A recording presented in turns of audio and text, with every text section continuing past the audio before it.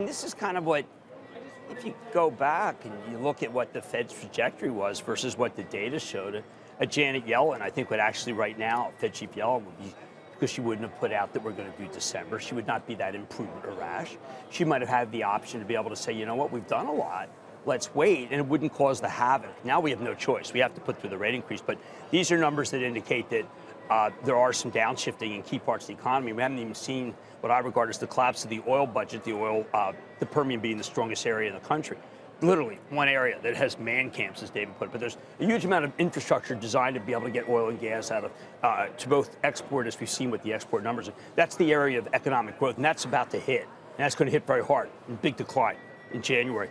The retail hiring, not nearly as good as you would have thought, given what the executives were saying 1 month ago. Is it really going to be in the Permian a big decline? Yeah, it has to be. Just be what it is, not an increase certainly, but as budgets are set, why do you keep thinking if we maintain 50 and or above that it's going to be a decline? Because there's some marginal producers that don't have the money. I mean, look, like a Chesapeake. I mean, Chesapeake's big, but they got to cut back.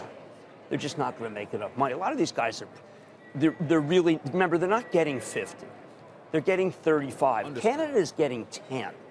So you get 35 and your costs are 40, and you go to your board and say, I want to keep my budget. I mean, you go read Schlumberger, A Disaster for My Charitable Trust. They've guided down severely. They had been very bullish. They thought the numbers aren't coming through. So when I look at think about all the manufacturing that goes into trying to get all the pipe, and we use American pipe now. And then I'm just saying that this is why the Fed was prudent to be able to leak to the Wall Street Journal that it's one and wait. They're trying to not walk things back. They're trying to not embarrass themselves. They don't want to admit that they didn't see, because it's not what you want to do. I mean, it's like the difference is that to analogize, I cut a fellow by the name of Derrick Henry. We were just talking Tennessee about this. Titan running back, and he got 50 points last night in fantasy. I'm willing to admit that that was stupid.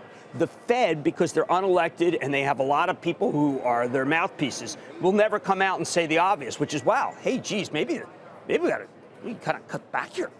You know, oil collapsed. Yeah. And, retail's not that good. Only healthcare, which is always the one you don't want to go up, was the leader. Well, the goods producing element is the one that got a lot of attention. Weakest print since March. There it is. That's what I didn't want. And a lot of that is also, I feel that what's going to happen is that, we're going to have a negative CPI.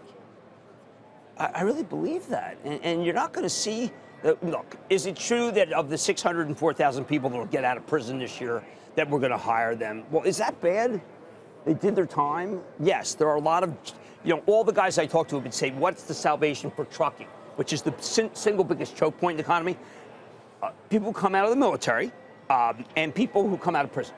And that is fine with me. I mean, I always feel like that these Phillips curve people, they act as if people are unemployable. In the meantime, there's so many companies that are really reaping the benefits right now of big data that have just come in. And what the big data is that you exchange a worker who makes 35 for a worker who makes 15, 16. So that's how you're seeing the wage. So through that lens, that drop yesterday was a successful retest, I'm guessing? I think that what was good was that the much maligned FANG came back, and then you were blessed with a call from Broadcom, Hock Tan, friend of the show, by the way. Yes, he is. Who said, look, this area, the data center is very strong. And people have been saying, because of AMD's weakness and because of NVIDIA's weakness, that it wasn't strong. And that was a false read of everything that Lisa Su's been saying.